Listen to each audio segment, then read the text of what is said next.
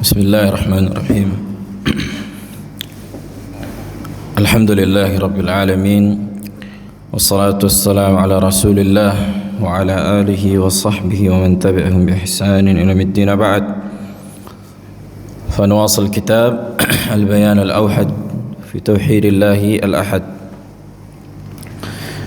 Di pertemuan yang kemarin kita bahas beberapa masail berkaitan dengan syubhat yang dilontarkan oleh ahli bid'ah dari kalangan sufiyah dan orang-orang yang menyimpang pada bab tauhid al-uluhiyah.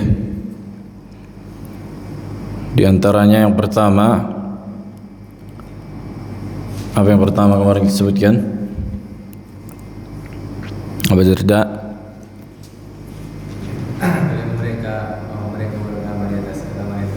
Naam, ahsant. Bahwa di antara syubhat orang-orang musyrikin untuk membenarkan kesyirikan yang mereka lakukan, mereka berdalil dengan agama nenek moyang. Dan Allah Jalla wa Ala menyebutkan di dalam Al-Quran dengan ayat yang sangat-sangat banyak bahwa yang menjadi patokan bukanlah agama nenek moyang, akan tetapi wahyu yang datang dari Allah Subhanahu wa ta'ala. Maka agama nenek moyang apabila menyelisihi apa yang dibawa oleh Rasul, maka wajib ditinggalkan.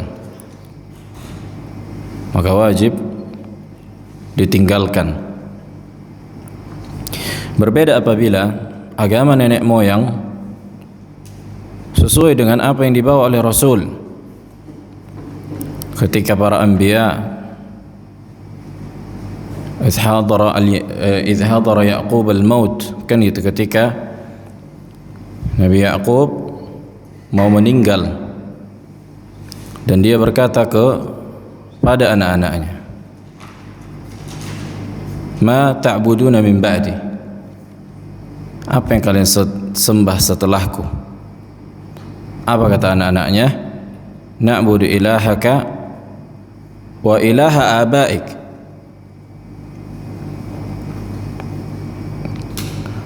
kami menyembah ilahmu dan ilah nenek-nenek moyangmu. Apabila apa?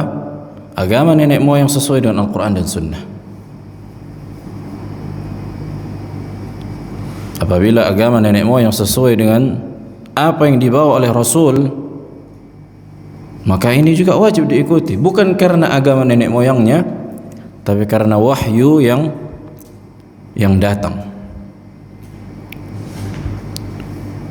Makanya ada unsur asabiyah, ada unsur fanatik kepada kesukuan, kepada keturunan, ketika membenarkan sebuah perbuatan hanya karena agama nenek moyang. Bukankah paman Nabi alaihi salatu wassalam Abu Talib ketika mau meninggal, kemudian Nabi menjenguknya dalam rangka mendakwahinya, saking sayangnya Nabi alaihi salatu wassalam kepada pamannya ini. Apa katanya? Ya ammi qul la ilaha illallah kalimatan uhajju laka biha indallah. Wahai pamanku, ucapkan la ilaha illallah, sebuah kalimat yang aku jadikan hujjah di hadapan Allah untukmu. Kemudian dua orang yang bersama pamannya dari kalangan kaum musyrikin mengatakan kepada Abu Talib, atarghab an millati Abdul Muttalib, apakah engkau membenci agama nenek moyang kakek kita Abdul Muttalib? Subhanallah.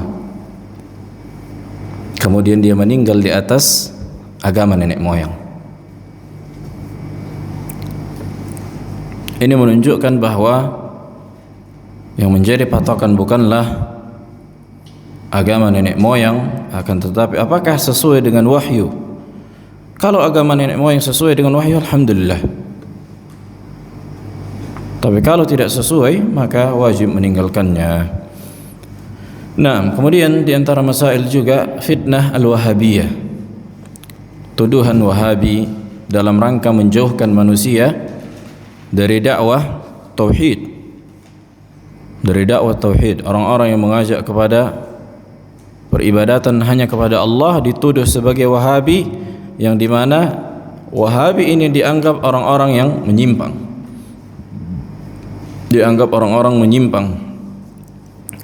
Disematkanlah bahwa Wahabi itu adalah orang-orang yang ekstrim, orang-orang yang mengkafir-kafirkan. Sementara kalau kita lihat dakwah Syekh Muhammad bin Abdul Wahhab rahimahullah, beliau bukan orang yang sembarangan mengkafirkan, akan tetapi menetapkan hukum kekufuran sesuai dengan Al-Quran dan Sunnah.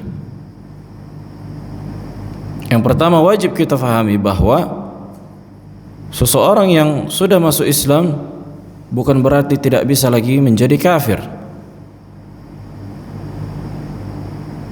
Karena Allah Jalla wa'ala menyebutkan ayat yang banyak di dalam Al-Quran bahwa siapa yang melakukan kesyirikan maka kafir. Siapa yang melakukan istihza, qul abillahi wa ayatihi wa rasulihi kuntum tastahzi'un la ta'tadhiru faqad kafartum ba'da imanikum. Menunjukkan orang yang sudah beriman pun kalau melakukan pembatal keislaman maka bisa keluar dari Islam.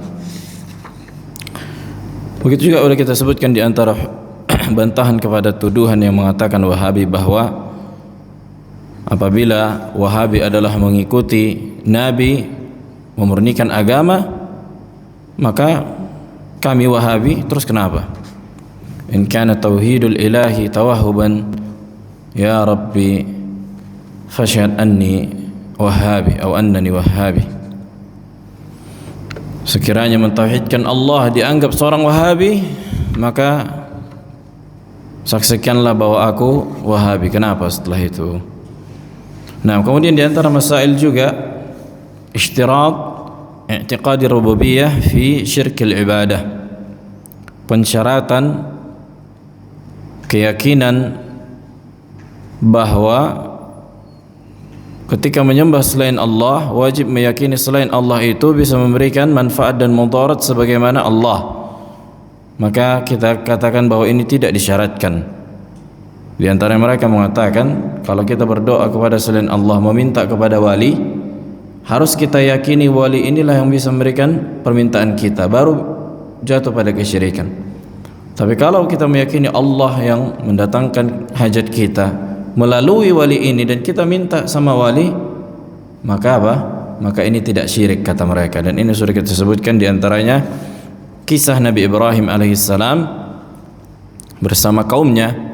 Idh qala li abihi wa qaumihi ma ta'budun. Ketika Nabi Ibrahim berkata kepada ayahnya dan kaumnya, kan gitu, yang menyembah berhala, apa yang kalian sembah? Kata Nabi Ibrahim, qalu na'budu asnaman fanadhallu laha akifin. Kami menyembah berhala-berhala yang kami berdiam wukuf atau i'tikaf di sisi berhala itu.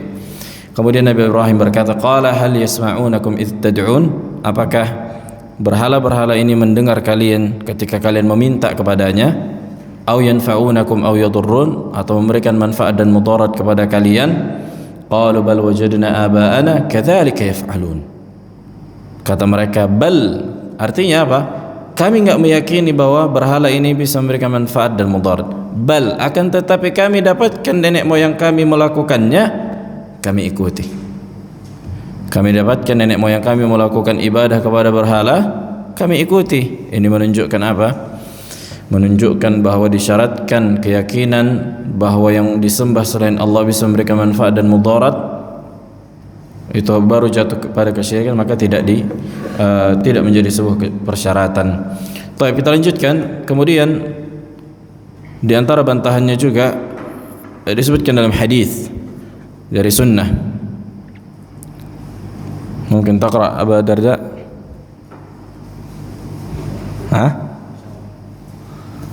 Wain al-mikrofon.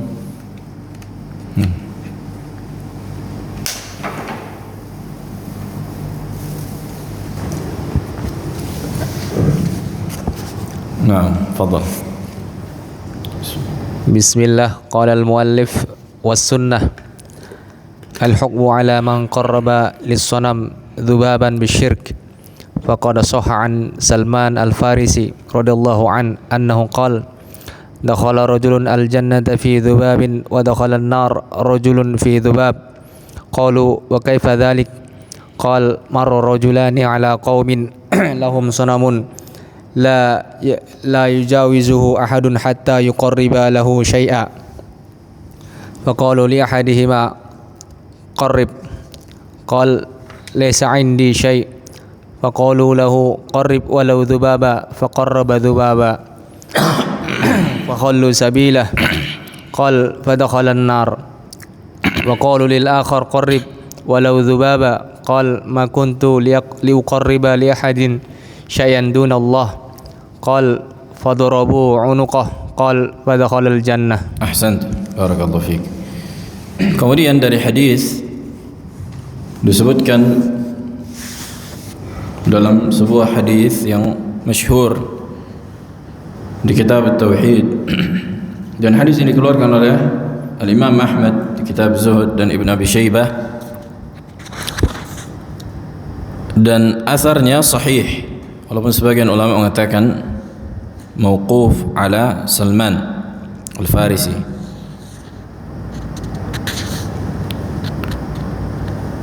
Kisah hadis ini bahwa ada dua orang yang masuk ke dalam surga disebabkan lalat. Ada dua orang. Satu orang masuk ke dalam surga disebabkan lalat, satu orang lagi masuk neraka disebabkan lalat juga. Kaifa dzalik? Kan gitu. Kemudian Salman menceritakan bahwa dua orang ini melewati sebuah kaum yang dimana kaum ini tidak boleh membiarkan seorang pun lewat kecuali berkurban untuk berhala mereka. Jadi ada sebuah kaum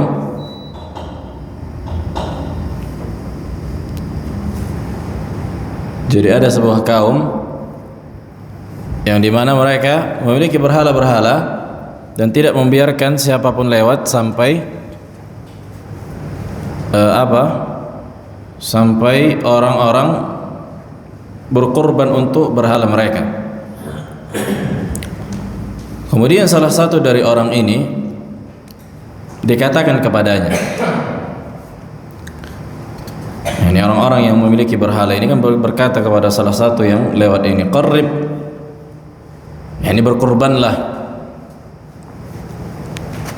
Kemudian apa? Katanya, aku enggak punya sesuatu yang aku berkorban untuk berhala kalian. Kemudian kata mereka, qarrib, berkorbanlah walau dengan seekor lalat. Qarrib walau dengan seekor lalat, serangga, kan gitu. Kemudian dia apa? Berkorban dengan seekor lalat untuk berhala mereka, berhala kaum ini. Maka dia pun dibebaskan untuk bisa lewat dari kaum ini. Kemudian dia meninggal, maka apa? Masuk neraka. Disebabkan apa? Kesyirikan yang dia lakukan. Dan berkata salah seorang, atau kisah salah satu di antara yang dua ini, ketika dia juga lewat dan disuruh untuk berkorban, kemudian dia berkata, ma kuntu liuqarrib li ahadin syai'an dunallah. Oh, aku kalau disuruh berkorban enggak bisa untuk selain Allah, kan gitu. Aku kalau berkorban untuk selain Allah enggak. Kemudian apa? Kaum yang memiliki berhala itu menebas kepalanya, menebas lehernya sehingga dia meninggal. Faqala dakhala al-jannah. Yang dengan sebab itu dia masuk ke dalam surga. Naam. Wasil. Qala al-muallif وجاء في بعض الألفاظ التصريح بأن ذلك الرجلين كان مسلمين. ذينك يعني إشارة لمثنى. ذينك الرجلين كان مسلمين. فعند البيهقي مر رجلان مسلمان على قوم يعكفون على صنم لهم فقالوا لها قرب لصنمنا قربانا قال لا نشرك بالله شيئا قالوا قرب ما شئتما ولو ذبابا فقال أحدهما لصاحبه ما ترى قال أحدهما لا نشرك بالله شيئا فقتل فدخل الجنة فقال الآخر بيده فقتل فدخل الجنة فقال الآخر بيده على وجهه فأخذ ذبابا فألقاه على الصنم فدخل النار. نعم أحسنت.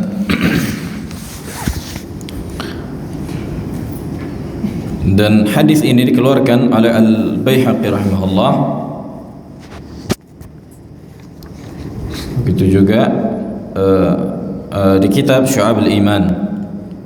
Hadis ini sama sebagaimana hadis yang sebelumnya maknanya. Nah.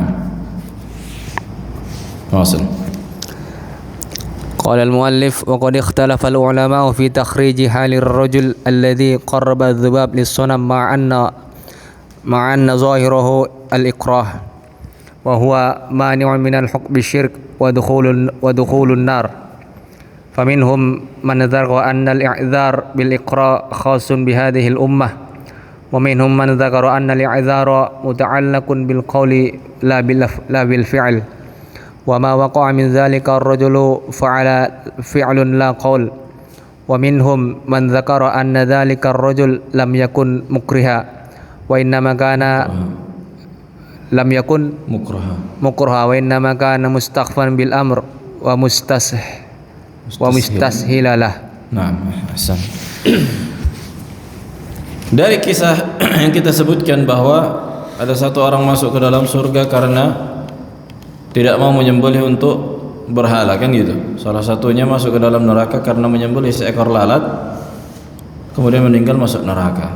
Ada iskal di situ. Kenapa dia dimasukkan ke dalam neraka sementara orang yang menyembelih untuk berhala ini seolah-olah apa? Dipaksa. Ya kan? Wal ikrah min mani' at-takfir. Dan dipaksa itu diantara penghalang dikafirkannya seseorang. Wadah? Contohnya disodorkan di kepala si Kevin misalnya, sujud ke kuburan, kalau enggak kutembak kepalamu. Apakah boleh dia sujud?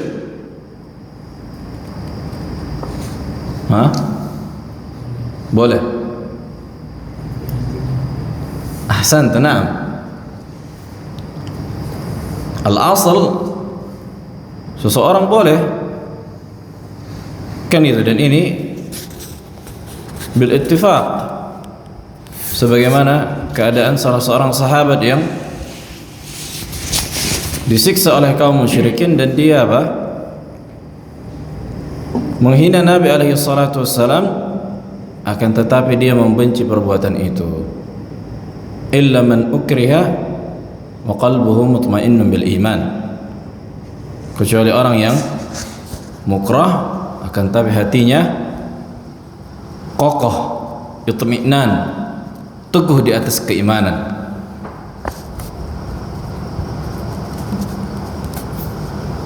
Dan inilah kaidah dalam pengkafiran. Seseorang tidak boleh dikafirkan kalau dalam keadaan mukrah, terpaksa. Kemudian seolah-olah kisah itu kan tadi seolah-olah dipaksa dia kan, kalau nggak dikasih lewat dibunuh. Sebelum apa?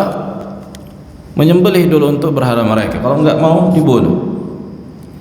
Nah, bagaimana apanya? Bagaimana penjelasannya? Sebagian ulama mengatakan bahwa orang yang dipaksa kemudian melakukan kekufuran dan itu dimaafkan, ini kekhususan umat Muhammad alaihi salatu wassalam. Sementara itu kisah sebelum kisah atau sebelum Nabi alaihi salatu wassalam. Sebelum apa? Sebelum Nabi alaihi salatu wassalam, kisah Bani Israel. Wadah. Sebagian ulama mengatakan bahwa yang boleh melakukan kekufuran dalam keadaan terpaksa itu hanya umat Islam yang dibawa oleh Nabi alaihi salatu wassalam, umat Muhammad. Adapun sebelum-sebelumnya enggak ada bagi mereka uzur dalam keadaan terpaksa itu melakukan kesyirikan atau kekufuran. Sebagian lagi mengatakan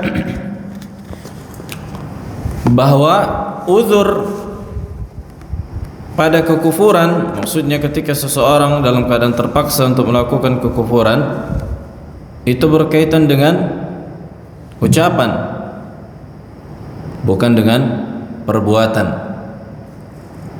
Ini sebagian qaul li ahli al-ilm. Kalau sujud ke kuburan kata mereka enggak boleh. Tapi kalau mengucapkan ucapan kufur boleh. Yang sahih sebenarnya ucapan dan perbuatan sama, boleh dilakukan dalam keadaan mukrah. Dalam keadaan mukrah.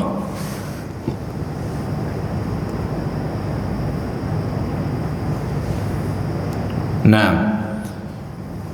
sebagian lagi mengatakan bahwa orang yang menyembelih untuk berhala dengan seekor lalat ini bukan dalam keadaan dipaksa. Bukan dalam keadaan dipaksa, akan tapi mereka apa? Bermudah-mudahan dalam perkara itu. Bermudah-mudahan dalam perkara itu. Dan ini dijelaskan oleh sahib kitab Fathul Majid di syarah kitab Tauhid.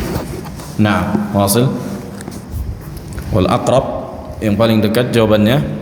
Qala al-muallif wal aqrabu anna dhalika ar-rajul aqdama 'ala at-taqarrub ila as-sanam mustakhfan bi fi'lihi mustakhifan bi fi'lihi wa yadullu 'ala dhalika ma jaa'a fi riwayati bin Abi Syaibah annahu qala faqalu qaddim walau dhubaba faqala wa ish dhubab فهذا يدل على أنه مستخف بفعله وهو الذي يدل عليه سياق الأثر في جملته وفكرته الأساسية.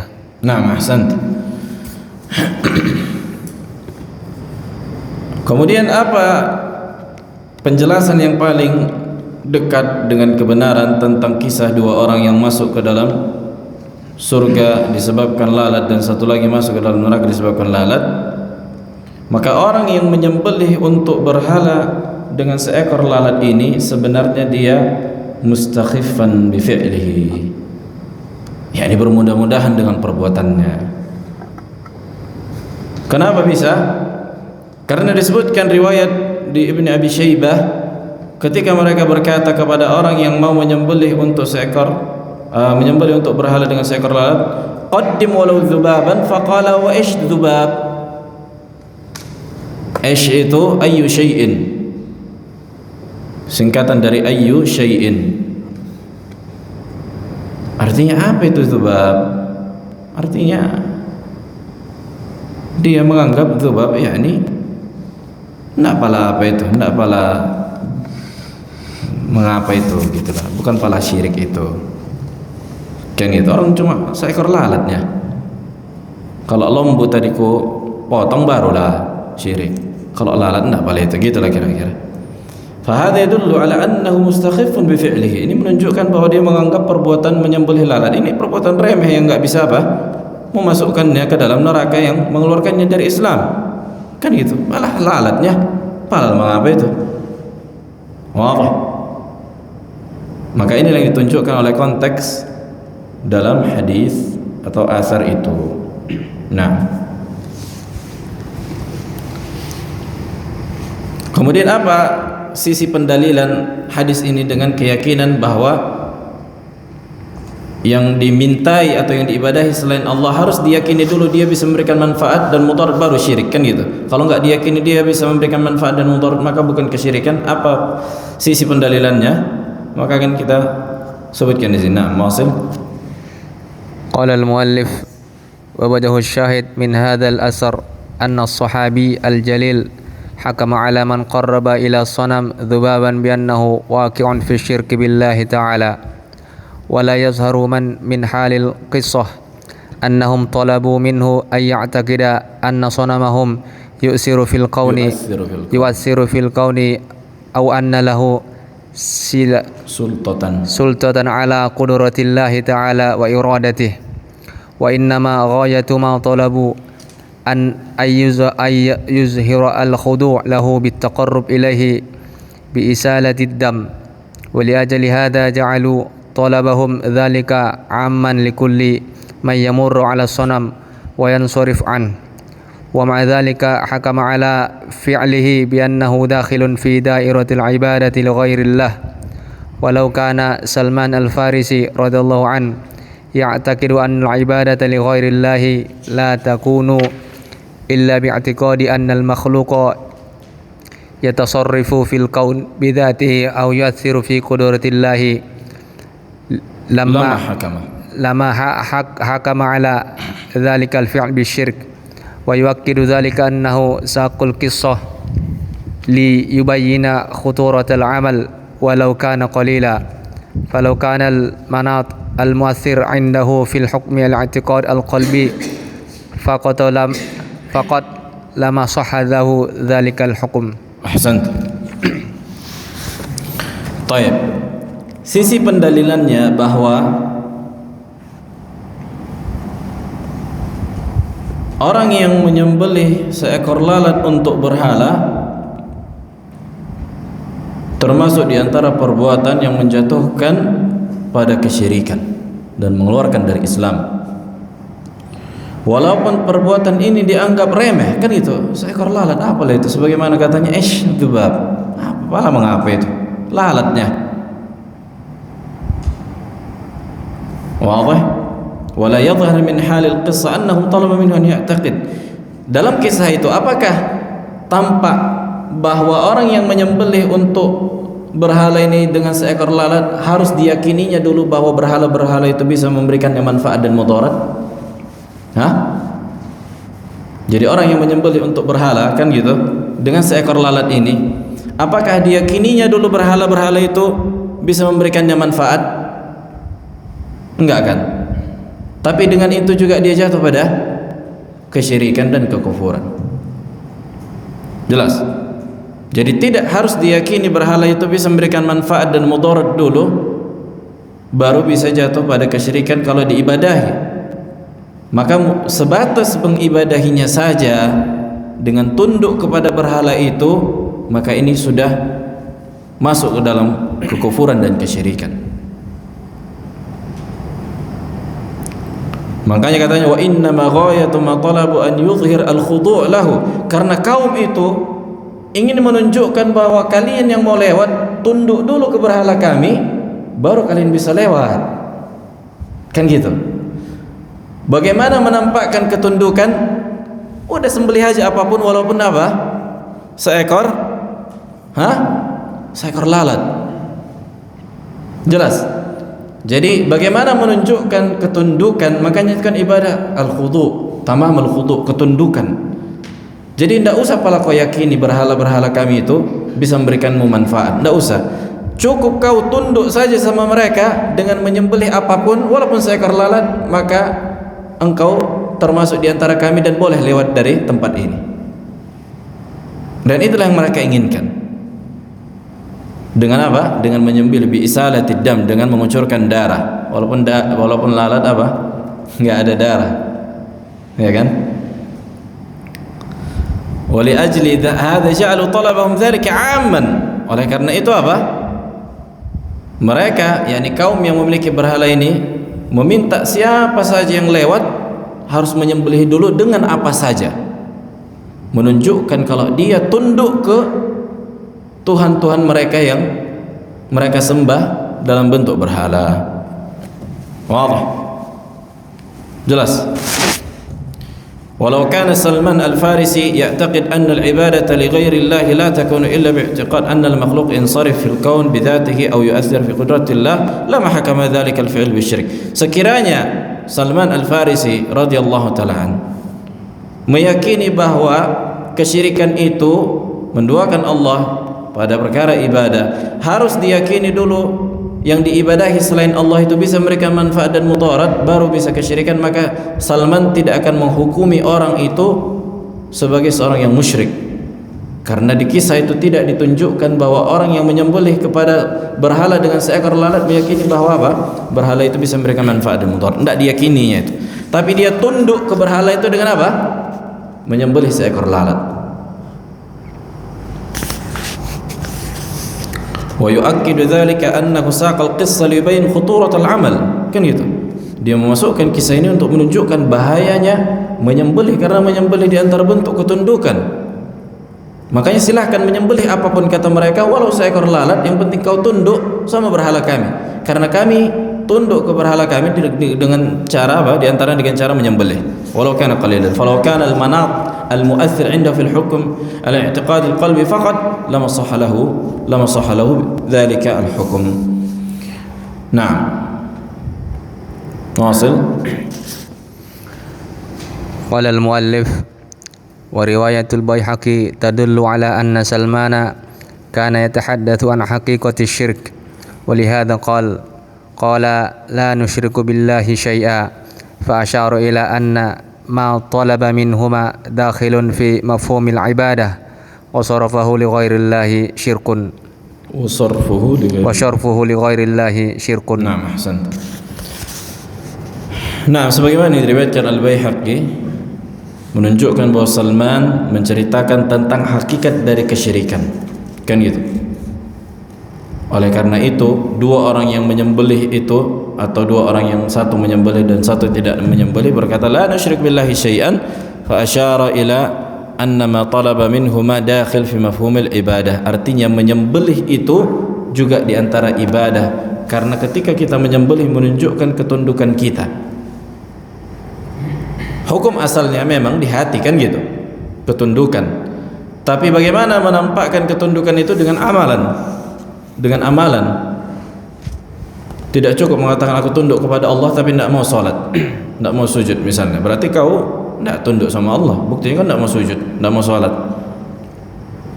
Makanya orang-orang yang melakukan kesyirikan, mereka sebenarnya tunduk ke apa yang mereka ibadahi selain Allah dengan amalan-amalan yang berbentuk kesyirikan seperti menyembelih, sujud ke kuburan, meminta-minta. Kan dia tunduk sebenarnya. Dia tahu dia rendah di hadapan apa? Ibadah-ibadah selain Allah ini. Wali-wali itu dia tahu dia lebih hina dibandingkan wali itu, makanya dia sembah. Makanya itulah kehinaan, kan gitu. Ibadah itu ghayatu al-khudu' wa ghayatu dzul, puncak ketundukan dan puncak kehinaan. Bagaimana mungkin engkau menghinakan diri di hadapan makhluk yang semisal denganmu? Harusnya kepada Allah Jalla wa Ala yang menciptakan alam semesta. Nah, wa amma al-ijma', adapun secara ijma', na'am, wasil. Qala al-muallif wa amma al-ijma' wa min dhalika qaulur razi ajma'a kullul anbiya ala anna ibadata ghairillah ta'ala kufrun sawa'un i'tiqadun fi dhalika al-ghair kaunihi ilahan lil alim aw lil alam i'taqadu fihi anna ibadatahu tuqarribuhum ila Allah ta'ala lianna al-ibadata nihayatut ta'zim wa nihayatut ta'zim la taliqu illa biman yasduru anhu nihayatul in'am wal ikram. Wa yuwaffiqu Abu Hayyan Ar-Razi fayanqul kalamahu muwafiqan lah. Naam, ahsant. Adapun ijma' sebagaimana yang dikatakan Ar-Razi, dan Ar-Razi di antara tokoh Asy'ariyah.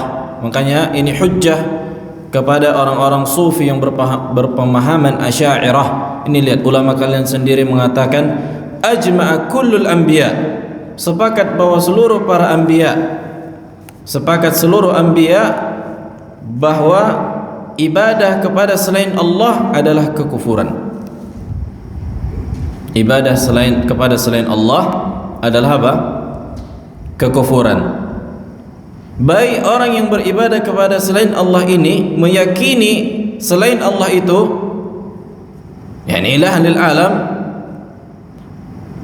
yani ilah untuk apa namanya, untuk alam semesta, atau dia meyakini bahwa ibadah itu bisa mendekatkannya kepada Allah. Artinya dia beribadah kepada selain Allah untuk mendekatkan dirinya kepada Allah. Inilah yang dilakukan orang musyrikin. Alladzina ittakhadhu min dunihi awliya ma na'buduhum illa liqarribuna ila Allahi zulfa.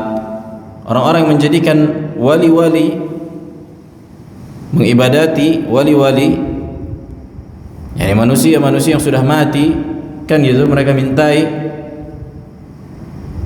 Kata mereka, kami tidak beribadah kepada mereka, akan tetapi apa? Dalam rangka semakin mendekatkan diri kami kepada Allah. Ma na'buduhum illa liqarribuna ila Allahi zulfa. Wadah? Jelas? Karena ibadah itu adalah puncak dari pengagungan dan ketundukan, kan gitu. Puncak dari pengagungan dan ketundukan. Dan ucapan Ar-Razi ini disepakati Abu Hayyan Al-Mufassir Al-Andalusi, fayanqulu kalamuhu muwafiqan lahu. Naam. Wasil. قال المؤلف اتفاق العلماء على الحكم بالكفر على السجود للصنم من غير تقييد منهم لذلك بشيء من معاني الربوبية. وفي ذلك يقول القاضي عياض كذلك نكفر بكل فعل أجمع المسلمون أنه لا يصدر إلا من كافر وإن كان صاحبه مصرحا بالإسلام مع فعله ذلك الفعل كالسجود للصنم وللشمس والقمر والصليب والنار. Ahsant. Sepakat para ulama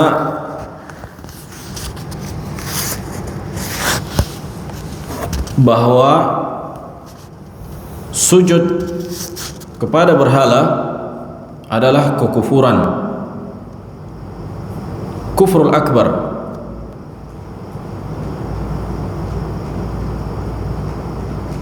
Tanpa harus diyakini bahwa berhala itu bisa memberikan manfaat dan mudarat. Jadi kufur, jadi sujud saja kau sama berhala itu sudah membuatmu keluar dari Islam. Tidak harus kau yakini berhala itu bisa memberikan manfaat dan mudarat. Kan itu dia makna rububiyah. Manfaat, mudarat, menghidupkan, mematikan dan seterusnya. Sebatas sujud saja dalam rangka ibadah, maka apa? Maka kafir. Sebagaimana dikatakan Al-Qadhi Iyad, kadzalika nukaffir, begitu juga kami kafirkan dengan seluruh perbuatan yang kaum muslimun sepakat bahwa perbuatan itu tidaklah dilakukan kecuali dari orang yang kafir, walaupun pelakunya mengaku dia muslim, kan gitu. Tapi kalau sujudnya dia sama berhala, dia mengaku muslim, apa gunanya pengakuan itu? Muslim tapi mengaku sujud, tapi mengaku muslim tapi sujud sama berhala, sujud sama matahari, sujud sama bulan, sujud sama salib. Ada salib di situ, sujud dia. Kan itu. Maka ini tidak bermanfaat baginya pengakuan keislamannya. Naam, azan, fadhil.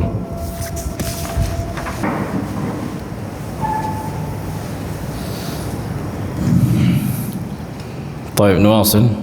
تفضل. قال المؤلف وكشف الشيخ المعلمي رحمه الله عن علة ذلك الحكم فقال وقع الاتفاق على أن السجود للصنم أو الشمس أو نحوهما ردة تخرج من الإسلام إلا المكره بشرطه ولم يشترطوا في الحكم بردة الساجد للصنم أو الشمس أن يسمي ما سجد له إلها أو يسمي سجوده عبادة بل لو كان حال السجود معلنا بثباته على شهادة أن لا إله إلا الله وكانت هناك قرينة تدل أن سجوده إنما كان لغرض عارض لغرض عارض لغرض عارض كأن جعل له مال عظيم على السجود فسجد لم يفيده ذلك ظاهرا ولا باطنا والسر في ذلك أن سبب الكفر ها هنا ليس محصورا فيما يدل عليه السجود من الاعتقاد في الشمس بل له وجه آخر وهو الإقدام على ما علم أنه في حكم الشرع كفر فالإقدام عليه بغير إكراه دليل واضح على رضاه بأن يكون كافرا. نعم أحسنت. Berkata Syekh Abdurrahman ibn Yahya al-Muallimi, di antara ulama Yaman yang mengelilingi dunia. Beliau pernah ke Indonesia dan pernah ke India. Kemudian kembali ke Saudi. Terakhir dia di Maktabah Al-Haram. Kata beliau di kitab Raf' al-Ishtibah an Ma'na al-Ibadah, telah disepakati waqa'al ittifaq, telah terjadi kesepakatan bahwa sujud kepada berhala atau matahari atau yang semisal dengan keduanya adalah riddah, murtad orangnya kalau dia sujud ke berhala atau ke matahari, yang mengeluarkannya dari Islam. Illal mukrah bi syartihi, kecuali orang yang terpaksa, ya kan, dengan syarat-syaratnya. Kemudian kata beliau, walam yushtarat fil hukm bi riddati sajid lis-sanam aw syams an yusammi ma sajada lahu ilahan aw yusammi sujudahu ibadah. Maka tidak disyaratkan hukum keluarnya seseorang yang sujud, artinya keluarnya seseorang dari Islam, orang yang sujud ke berhala ini atau ke matahari, tidak disyaratkan matahari itu atau berhala itu dikatakan apa? Atau sujudnya ke matahari dan berhala itu adalah ibadah, tidak disyaratkan dikatakan. Bal law kana hal sujud mu'linan bi thabati, walaupun dia sujud dalam keadaan mengatakan aku masih di atas syahadat la ilaha illallah, akan tetapi di sana ada tanda-tanda yang menunjukkan bahwa dia sujud kepada berhala atau kepada matahari dengan tujuan tertentu, misalnya seperti dijadikan di hadapannya harta yang banyak, dibilang misalnya ku kasih kau 1 M, tapi kau sujud kepada patung. Ku kasih kau duit 1 M, tapi sujud sama patung. Wadih? Lam yufidhu dzalika zahiran wal batin, maka ketika itu dia kafir. Kenapa?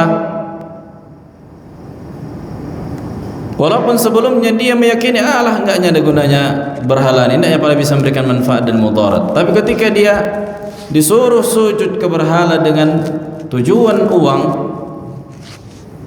maka dia apa? Maka dia kafir karena dia menunjukkan ketundukannya kepada berhala. Tapi saksi bahasannya bahwa tidak disyaratkan orang yang sujud kepada selain Allah bahwa selain Allah ini bisa memberikan manfaat dan mudarat. Jadi ibadah itu tidak harus berkaitan dengan bahwa yang diibadahi memberikan manfaat dan mudarat, tapi puncak dari ketundukan dan puncak dari penghinaan. Karena ketika dia melakukan perbuatan itu dengan iming-iming harta, maka menunjukkan kau ridho, berarti ibadah kepada apa? Kepada berhala. Kan ini bukan mukrah, kan? Tidak dipaksa. Tapi apa? Iming-iming duit 1 M, 1 koper, nah sujud ke berhala. Wadah. Makanya banyak orang yang murtad gara-gara apa? 1 kotak Indomie. Subhanallah, orang-orang di pedalaman yang dibawa, yang didakwakan orang-orang misionaris pemurtadan, dan mereka murtad dengan itu walaupun apa? dengan satu kotak Indomie, sembako, subhanallah. Nah, baik, wasil sikit lagi. Kita habiskan. قال المؤلف وكذلك نقل ابن تيمية الإجماع على تكفير من جعل بينه وبين الله وسائط يدعوهم ويستغيث بهم حيث يقول فمن جعل الملائكة والأنبياء وسائط يدعوهم ويتوكل عليهم ويسألهم جلب المنافع ودفع المضار مثل أن يسألهم غفران الذنوب وهداية القلوب وتفريج الكروب وسد الفاقات فهو كافر بجماع المسلمين. Nah, ahsant. Begitu juga Syekhul Islam Ibn Taimiyah rahimahullah menukilkan ijma'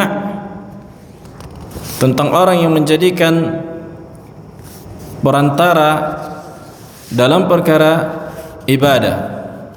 Orang-orang yang menjadikan ibadah antara dia dengan Allah, menjadikan para perantara gitu, yang dimana perantara ini mereka mintai dan mereka meminta tolong dalam keadaan genting, yakni istighatsah. Kata Syekhul Islam, maka barang siapa yang menjadikan malaikat dan para anbiya sebagai perantara menuju Allah dengan meminta mereka, dan orang-orang bertawakal kepada para malaikat dan para anbiya dan meminta para malaikat dan para anbiya atau selainnya, meminta sesuatu yang bisa memberikan manfaat dan mudarat, seperti apa? Mislu an yas'alahum ghufran adz-dzunub. Tuh, ini perkara yang menjadi kekhususan bagi Allah atau bukan? Naam. Karena yang bisa mengampuni cuma siapa? Allahu Jalla wa Ala. Maka barang siapa yang meminta ampunan kepada selain Allah, kafir. Wa hidayatul qulub, atau hidayah. Maksud hidayah di sini adalah hidayatut taufiq. Adapun irsyad, manusia bisa memberikan apa? Ilmu, kan gitu. Irsyad, petunjuk ilmu. Wa tafrijal kurub, atau melapangkan sesuatu yang sempit dalam keadaan genting, kesusahan, kan gitu. Wa saddal faqat, dan menutup kekurangan. Fahuwa kafir bi ijma'il muslimin. Fahuwa kafirun bi ijma'al muslimin. Wa yaqulu muwaddihan al-kalam as-sabiq, kata beliau, min asy-syirki an yad'u al-'abdu ghaira Allah kaman yastaghithu fil makhawif wal amrad wal faqat bil amwati wal ghaibin. Di antara kesyirikan besar, seorang manusia meminta kepada selain Allah, beribadah kepada selain Allah. Seperti apa? Beristighatsah dalam keadaan takut, dalam keadaan sakit, dalam keadaan kekurangan, kan gitu. Yang dimana dia beristighatsah kepada para mayyit dan makhluk yang gaib, kepada mayyit dan makhluk yang gaib. Ini sudah kita sebutkan hukum meminta kepada mayyit dan hukum meminta kepada yang gaib. Kenapa? Karena terlepasnya hukum sebab akibat, sudah putus hukum sebab akibat. Nah, walaupun permintaannya itu bisa dilakukan orang yang masih hidup, kan contohnya meminta uang ke orang yang hidup, minta aku duit 5.000. Apa hukumnya? Minta tolong misalnya, bisa kan gitu, mubah, bighaddin nazar, tanpa melihat hukum meminta-minta tentunya.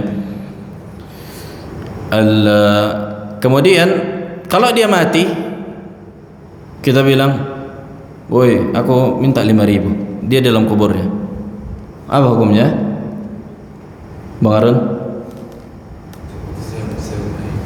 Iya, apa hukumnya? Nah, syirik. Kenapa?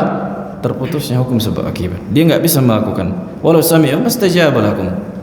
Kalaupun dia mendengar, bisa rupanya dikeluarkannya 5.000 keluar dari kuburan itu. Nah, dan ini di antara bentuk kekufuran, kan gitu.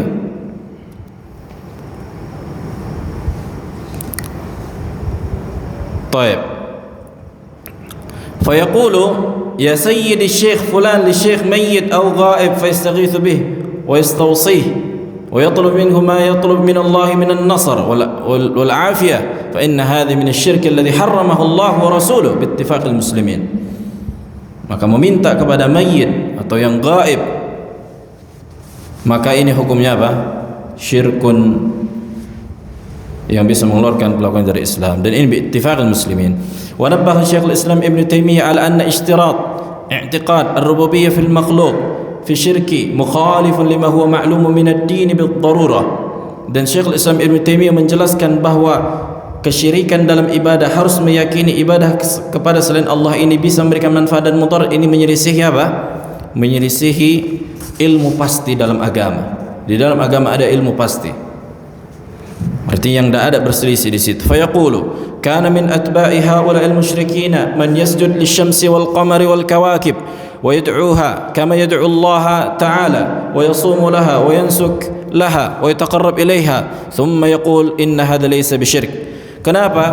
Karena sebagian orang-orang musyrikin ada yang sujud kepada matahari, sujud kepada bulan, sujud kepada bintang-bintang, dan mereka meminta kepada perkara-perkara ini, kan gitu. Sebagaimana mereka meminta kepada Allah, sebagaimana juga mereka saum. Ini dia saum kepada selain Allah, dan dia beribadah kepada selain Allah, dan dia mendekatkan dirinya kepada selain Allah. Kemudian dia mengatakan ini bukan syirik. Wa innama asyirku idza i'taqadta anna hiya al-mudabbirah li. Jadi syirik itu harus diyakini sesuatu yang selain Allah ini bisa mengatur alam semesta dulu baru dikatakan syirik. Fa idza ja'altaha sababan wa wasitatan lam akun musyrikan. Fa idza ja'altaha sababan wa wasitatan lam akun musyrikan wa minal ma'lumi bil ittirari min dinil Islam an hadha syirik. Kata beliau, jadi kesyirikan itu tidak harus disyaratkan bahwa yang diibadahi selain Allah itu bisa memberikan manfaat dan mudarat, enggak harus.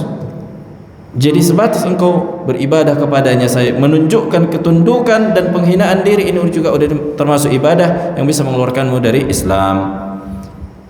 Nah, sedikit lagi fa ammal lughah, kita lanjutkan sedikit lagi. Fa ammal lughah fa wadih fi taqrir ma'na al-ibadah bi annaha taduru ala ma'na ghayat al-khudu' wa dhul. Secara bahasa ibadah itu adalah puncak ketundukan dan kehinaan, kan gitu. Bukan harus meyakini bahwa yang diibadahi bisa memberikan manfaat dan mudarat. Kemudian al-thani, yang kedua, anna qawlahum ay ishtirat i'tiqad rububiyyah fi syirk al-ibadah lazima min dhalika lawazim batilah. Nah, ucapan mereka yang mengatakan kesyirikan harus diyakini dulu yang diibadahi selain Allah ini bisa memberikan manfaat dan mudarat atau makna-makna rububiyah yang lain, konsekuensinya adalah konsekuensi yang batil muncul nanti. Di antaranya annal musyrikin al-awwalina lam yakunu musyrikin fi ibadatihim al-asnama. Berarti orang-orang musyrikin di zaman Nabi yang meminta ke berhala itu bukan musyrik. Kenapa? Karena mereka apa? Meyakini yang memberikan manfaat dan mengatur alam semesta hanya Allah. إذ أن بعضهم لم يعتقد الربوبية في بعض أصنامهم ولذلك قال ولئن سألتهم من خلق السماوات والأرض وسخر الشمس والقمر ليقولن الله فأنى يؤفكون. Buktinya apa? Kalau engkau bertanya kepada mereka siapa yang menciptakan langit, siapa yang menciptakan bumi, siapa yang menundukkan matahari dan bulan, mereka pasti akan berkata Allah. Terus bagaimana mungkin kalian bisa dipalingkan dari beribadah kepada Allah? Wal ayat fi hadzal bab katsirah. Kemudian yang ketiga, anna ghalat haula'i hasaru asy-syirk fi ma'na rububiyyah wa hadha fi ghayat al-butlan wa hadha al-qawl mukhalifun li din al-anbiya' war rusul lianna iblis lam yakun musyrikan fi bab ar-rububiyyah walakin istakbara wa rafada as-sujuda lamma amarahu Allah bi an yasjud wa imtathala ma amarahu Allah min al-ibadah. Buktinya iblis kenapa dia kufur? Kenapa dia menjadi kafir? Karena dia sombong. Karena ibadah itu apa? Ketundukan dan kehinaan. Ya kan? Ibadah tunduk dan menghinakan diri kepada yang diibadahi. Sementara iblis, apakah dia meyakini? Kenapa dia kafir? Apakah dia meyakini ada yang mengatur alam semesta selain Allah? Tidak demikian. Bahkan dia berkata, wa bi'izzatik, dengan kemuliaanmu ya Allah. Tapi dia kafir karena dia tidak tunduk dan taat.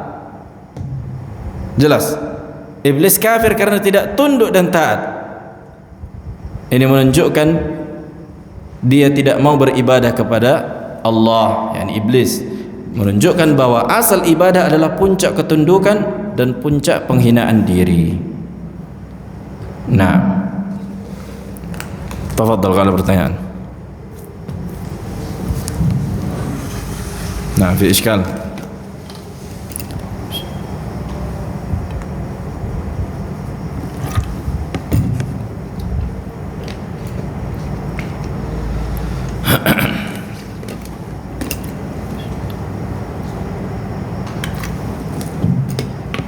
Ada berapa kita sebutkan Al-Quran, was-sunnah, wal-ijma' wa al-lughah.